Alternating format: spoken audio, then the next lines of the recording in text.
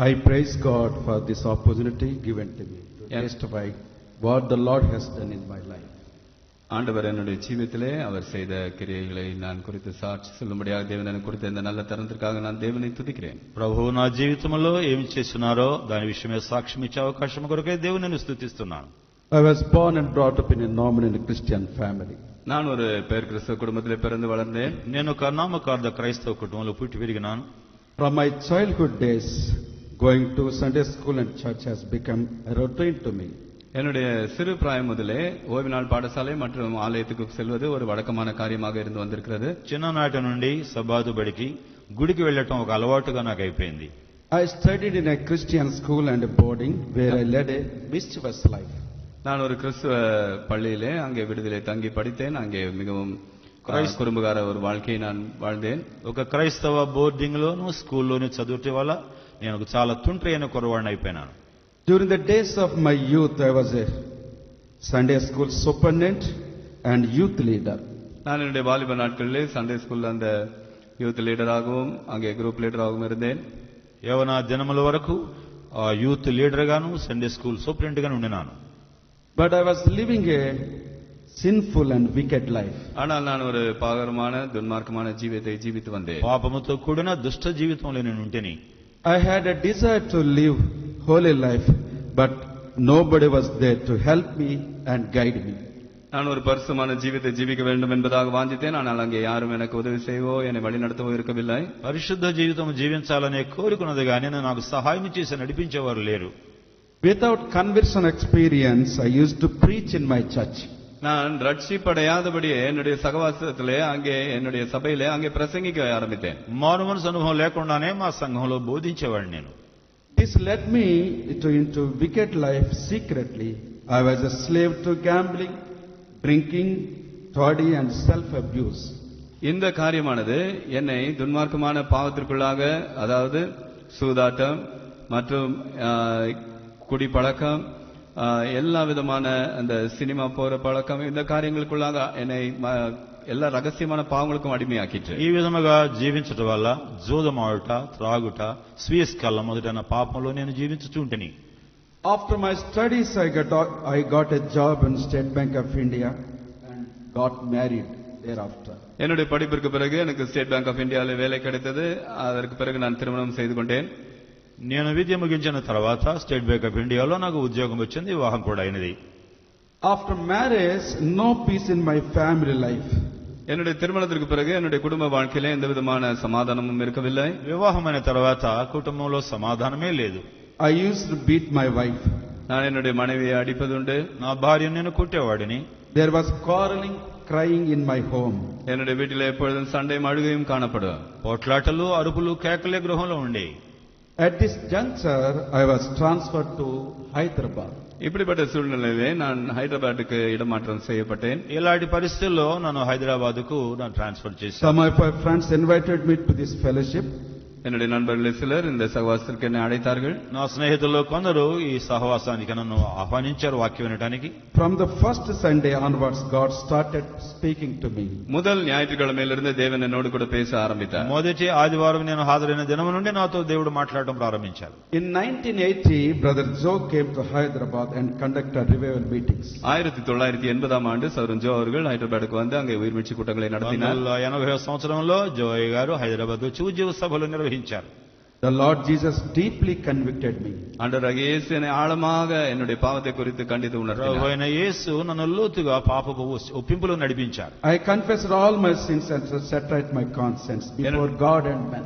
என்னுடைய பாவங்கள் எல்லாவற்றையும் நான் தேவனுக்கு முன்பாகவும் மனிதர்களுக்கு முன்பாகவும் அறிக்கையிட்டு அதை சரி செய்தேன். నా పాపాలన్నీ ఒప్పుకొని దేవునితో మానవునితో సరి చేసుకోవాల్సినవన్నీ కూడా నేను సరి చేసుకున్నాను. Then God spoke to me through Isaiah chapter 6 verse 7. அப்பொழுது தேவன் எனக்கு ஏசாயா 6 அதிகாரம் 7 வசனத்தின் மூலமாக பேசினார். అప్పుడు దేవుడు యెషయా 6 అధ్యాయం 7 వచనం ద్వారా నాతో వాగ్దానం ఇచ్చారు. After my conversion, I spent 7 years reading the Bible and in deep prayer life. என்னுடைய ரட்சிப்பிற்கு பிறகு 7 ஆண்டுகள் நான் மிகுந்த ஆழமான ஜெப ஜீவியத்தோடும் வேத வாசிப்பிலும் நான் கவனமாக இருந்தேன். మారు మనసు పొందిన తర్వాత 7 సంవత్సరాలు బైబిల్ చదివి లోతైన ప్రార్థనా జీవితంలో నేను గడిపినాను. In 1987, God's servants told me that I should go to Bhimavaram, West Godavari district, Andhra Pradesh, and help in the ministry there. மேற்கு கோதாவரி பகுதியிலே நான் 1987 ஆண்டு தேவனுடைய ஊழியக்காரர்கள் நான் சென்று அங்க ஊழியத்தில் உதவி செய்ய வேண்டும் என்பதாக எனக்கு சொல்லி அனுப்பினார்கள். 1987 సంవత్సరంలో దేవుని సేవకులు వెస్ట్ గోదావరిలో భీమవరం పట్టణంకు వెళ్లి సేవలో సహాయం చేయమని నాకు నడిపించారు. I used to go to hostels and started giving my witness. நான் அங்க இருக்கக்கூடிய விடுதிகளுக்கு சென்று என்னுடைய సాక్షి అங்க இருக்கக்கூடிய మానవులோடு పగిర్ந்து కొండేన్. హాస్టల్కి వెళ్లి విద్యార్థులతో నా సాక్ష్యం పంచుకుంటూ ఉండేవాడిని. Dear Lord started touching young people. அன்புள்ள ஆண்டவர் அங்க இருக்கக்கூடிய வாலிப மக்களை சந்திக்க ஆரம்பித்தார். ప్రభు యవనస్తులను మార్చడం ప్రారంభించారు. Brother Joe, despite of his busy schedule, visited Bhimavaram at regular intervals and encouraged us. சகோதரன் ஜோ அவர்கள் அவருடைய அந்த பிஸி ஷெட்யூல் மத்தியிலும் அவர் அங்கே பீமவரத்துக்கு வந்து எங்களை அதிகமாக உற்சாகப்படுத்தும்படியாக தெரிந்து கொண்டார். జో గారు ముమ్మరమైన సేవా పనిలో ఉన్నప్పటికీ కూడా క్రమముగా భీమవరం వచ్చి మమ్మల్ని ఎంతో బలపరిచారు. Many souls were touched through his ministry. அவருடைய ஊழியத்தின் மூலமாக அநேக ஆத்துமாக்கள் தொடப்பட்டார்கள். ఆయన సేవ ద్వారా అనేక మంది ఆత్మలు ముట్టబడ్డాయి. For the glory of the Lord, I would like to share 2 incidents of my life. தேவனுடைய மகிமைக்காக என்னுடைய வாழ்க்கையில 2 காரியங்களை நான் உங்களோடு கூட பகிர்ந்து கொள்ள விரும்புகிறேன். దేవుని మహిమ కొరకు 2 విషయాలు నా జీవితంలో మీతో పంచుకొని కోరుచున్నాను. In the year 1991, myself and 3 of our brothers went to a village called Pedagaru. பெதகடு என்கிற இடத்துக்கு 1991 ஆண்டு நானும் மற்ற 3 சகோதரர்களும் ஊழியத்திற்காக சென்றிருந்தோம். 1991 సంవత్సరంలో నేను 3 సహోదరులు పెదగరు అనేటువంటి గ్రామానికి వెళ్ళాం. After the meeting, nearly 200 drunken men, local church people, caught hold of me and beat me severely. 200 குடிகார அந்த உள்ளூர் சபையில் இருந்த மக்கள் ஏறத்தாழ அவர்கள் கூட்டமாக வந்து என்னை அடித்து என்னை அப்படியாக காயப்படுத்தினார்கள். కూటమైన తర్వాత అక్కడ ఉన్నటువంటి స్థానిక సంఘ సభ్యులు తర్వాత రౌడీలాంటి వాళ్ళు 200 మంది నన్ను పట్టుకొని బాగా చెత్త కొట్టారు. Blood was flowing from my head and body. என்னுடைய தலையிலிருந்தும் என்னுடைய சரீரத்திலிருந்து ரத்தம் அப்படியே வழிந்தோடி கொண்டிருந்தது. అలా శరీరంలో కూడా రక్తం కారుచూ ఉన్నది. For 45 minutes they beaten me. ஏறத்தாழ 45 நிமிடம் என்னை அடித்தார்கள். 45 నిమిషాలు నన్ను బాగా కొట్టారు. అప్పుడు They left me then thinking that I would die.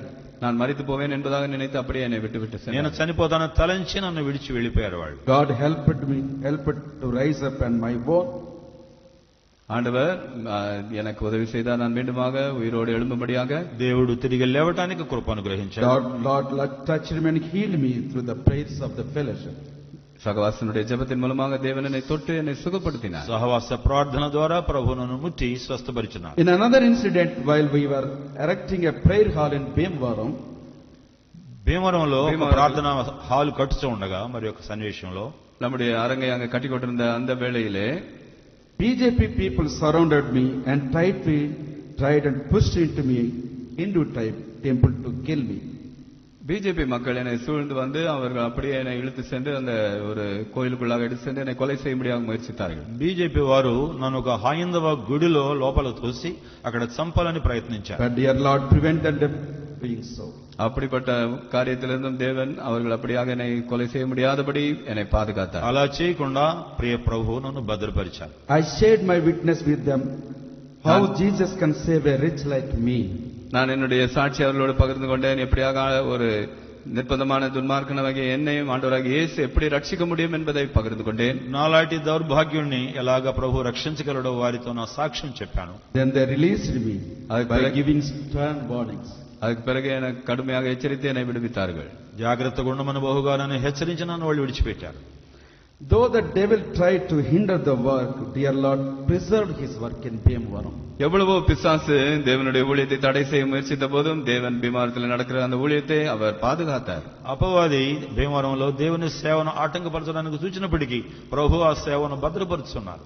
Bhimavaram is a center for RSS and Vishwa Hindu Parishad. பீமவரமானது RSS Vishwa Hindu Parishad அவர்களுடைய ஒரு ஸ்தாபனத்தினுடைய தலைமை இடம் போல அங்கு காணப்படுகிறது. భీమవరం RSS హిందూ పరిషత్ వారికి చాలా కేంద్రమైన స్థలం. In 2008, as per Joe's word, I resigned my job and entered into full-time work. In 2008. 2008 ஆண்டிலே சகோதரன் ஜோ அவர்கள் அவருடைய வார்த்தையின்படி நான் கீழ்ப்படிந்து என்னுடைய வேலையை நான் ராஜினாமா செய்து முற்றிலுமாக முழுமையாக தேவனுடைய சேவையிலே நான் இணைந்து கொண்டேன். 2008వ సంవత్సరంలో జో గారి మాటను బట్టి నా ఉద్యోగానికి రాజీనామా చేసి సంపూర్ణ సేవలోనికి వచ్చినాను. The loving rebukes, counsels and prayers of God's servants, Brother Joe, sustained me and my family all these years. சகோதரன் ஜோ அவர்களுடைய அன்பான அவருடைய கடிந்து கொள்ளுதல், அவருடைய திருத்துதல்கள், அவருடைய ஆலோசனைகள் இத்தனை ஆண்டுகளாக எங்களை குடும்பமாக அது பராமரித்து காத்து வந்திருக்கிறது. జో గారి యొక్క ప్రేమ పూర్వక హెచ్చరికలు నన్ను నా కుటుంబాన్ని ఇంతవరకు భద్రపరిచినాయి. Please pray that I may and myself and my family to be faithful to God and fellowship till the end of my life. தயவுசெய்து எனக்காகவும் என்னுடைய குடும்பத்திற்காகவும் நாங்கள் எங்களுடைய வாழ்நாள் இறுதி பரிந்தும் தேவனுக்கும் சகவாசத்திற்கும் உண்மையாக இருக்க வேண்டும் என்பதற்காக దయచేసి నా జీవితాంతం వరకు సహవాసానికి దేవునికి నమ్మకముగా ఉన్నట్లు మీరు ప్రార్థించాలని మనవి చేస్తున్నాను.